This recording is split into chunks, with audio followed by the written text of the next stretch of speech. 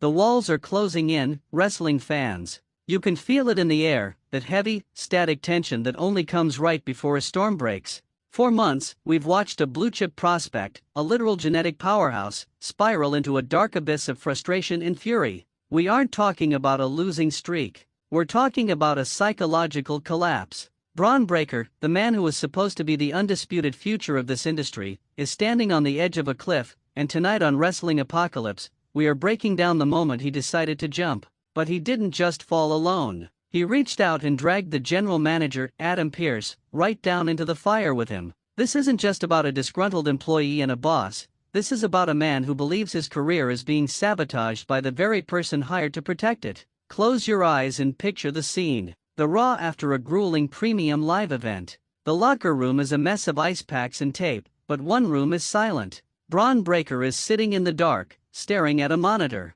He's watching his own highlights, but they aren't the ones we remember. He's not watching the spears that broke ribs or the slams that shook the ring. He's watching the missed opportunities. He's watching the moments where he was left off the card. He's watching the matches where a referee's count was just a second too slow. His breathing is heavy, a low, rhythmic growl that sounds more like an engine than a human. This is a man who has been told no one too many times by the corporate machine. The show opens, and the music hits. Not Bron's music. No, it's the corporate, steady theme of Adam Pearce. He walks down to the ring, trying to project authority, trying to tell the fans about the exciting new direction of the brand. But the crowd isn't buying it. They've seen the way he's been handling the roster. They've seen the favoritism. Pearce starts talking about a tournament, about logistics, about the internal rules of the WWE. It's boring. It's bureaucratic. It's exactly what a wolf like Bron Breakker hates. Suddenly, the arena goes cold. No music. Just the sound of a heavy steel chair being dragged across the concrete of the entrance ramp. Screech, screech, screech. The fans go dead silent. Then, out of the shadows, comes Breakker. He isn't wearing his colorful singlets or a smile. He's in a black hoodie, ice-hooded, looking like a man who hasn't slept in a week. He doesn't run. He doesn't bark. He just walks. He gets into the ring, and Pearce, bless his heart, tries to handle it like a professional. Bron, we can talk about this in my office. This isn't the time or the place. Bron doesn't say a word. He just stares. Pearce continues, I know you're frustrated about the loss last week, but the board of directors has certain protocols. That was the mistake. The word protocols. Bron finally speaks, and his voice is a jagged blade. Protocols, Adam? You want to talk to me about protocols? While you're busy filing paperwork and sucking up to the board, my career is bleeding out on your floor. I was the chosen one. I was the monster. And you? You turned me into a line item on a spreadsheet. The drama in the ring is suffocating. Pearce tries to stand his ground, adjusting his tie, but you can see the sweat on his forehead. Bron, I gave you every opportunity. You gave me hurdles. Bron roars, the microphone peaking. Every time I reached for the brass ring, you moved the ladder. You put me in matches I shouldn't have been in. You let the veterans walk all over me because it was better for business. You didn't manage me, Adam. You managed my downfall. You saw a threat to your comfortable little office life, and you decided to extinguish the flame before it burned your desk down. The fan perspective is split. Half the arena is cheering for the rebellion, for the man finally sticking it to the boss. The other half is terrified. They know what Bron is capable of. They've seen him flip cars. They've seen him snap. Backstage, the cameras catch the other superstars gathered around the monitors. You see the fear in their eyes. They know that if the GM goes down, the structure of the show goes with him. There's no referee to call this off. There's no security team big enough to stop a motivated Breakker.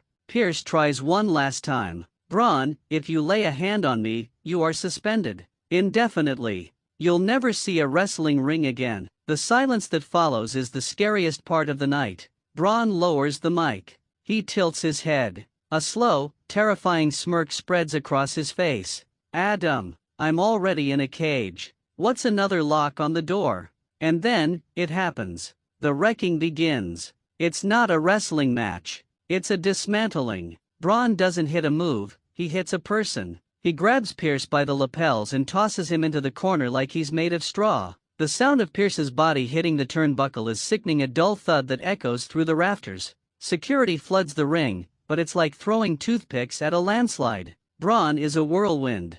A spear to one guard, a clothesline that nearly decapitates another. He's laughing now, a manic, desperate sound. He turns back to Pearce, who is crawling away, gasping for air. Bronn picks him up, holds him high in a military press, and for a second, time stops. You can see the reflection of the stage lights in Bronn's eyes. There's no one home. It's just instinct. It's just the beast. He drops Pearce through the announce table with a force that shatters the monitors and sends sparks flying. The commentary goes dead. The screen flickers. All we hear is the roar of the crowd, a mix of horror and exhilaration. This is the emotional beat we've been waiting for. It's the payoff to months of almosts and nearly had it, but it doesn't feel like a celebration. It feels like a tragedy. Bronn stands over the wreckage of the general manager, breathing hard, his hands shaking. He looks at his own palms, as if wondering how they got covered in the dust of the broken table. He didn't just wreck Adam Pearce, he wrecked his own future.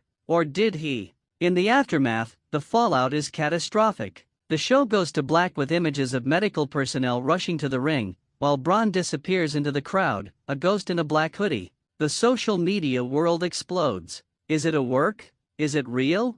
Did Bronn just quit? The beauty of this story is the ambiguity. Bronn believes he's the victim. Pearce believes he's the martyr. And we, the fans, are left standing in the debris of a broken system. Think about the stakes here. If Pearce is out of commission, who runs the show? Is it anarchy? And what happens to Bronn? Does he become an outlaw, appearing in the rafters like Sting? Or does he find a new management that actually understands his violence? The consequences are massive. We are looking at a complete power vacuum in the WWE, all because one man's ego collided with another man's desperation. The cinematic quality of this rivalry is what makes it special. We've seen bosses and employees fight before: Austin and McMahon, Cena and Laurinaitis, but this is different. This isn't about a funny prank or a beer truck. This is about the psychological destruction of a young athlete who was told he was the best until he started believing it, and then was told he wasn't ready. It's a story of betrayal. Bronn didn't just see Pearce as a boss, he saw him as the gatekeeper to his legacy.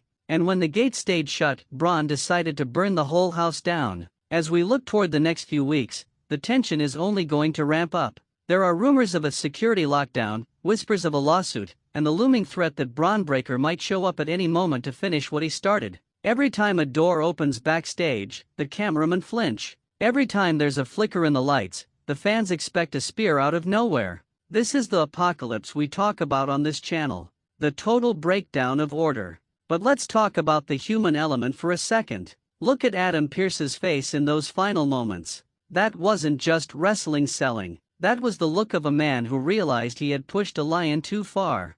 He thought he could control the uncontrollable with a contract and a suit. He forgot that in this ring, those things don't mean anything if you can't survive the person standing across from you. Bron Breakker proved that tonight. He proved that no matter how many titles you have or how much power you wield, everyone is made of bone and skin, and everyone can be broken. This is the kind of storytelling that keeps us glued to the screen. It's gritty, it's raw, and it feels dangerous. It makes us question our own loyalties. Do we root for the guy who did his job but was boring, or the guy who went insane but was exciting? There are no easy answers here, and that's why we love it. So, as we wrap up this deep dive into the destruction of Adam Pearce, I want to hear from you. Was Bronn justified? Was he really sabotaged? Or is he just a spoiled powerhouse who couldn't handle a loss? And who should be the one to step up and stop him? Is there anyone left on the roster with the guts to face a man who has nothing left to lose? This has been a massive night for the Wrestling Apocalypse family, and we're only just getting started.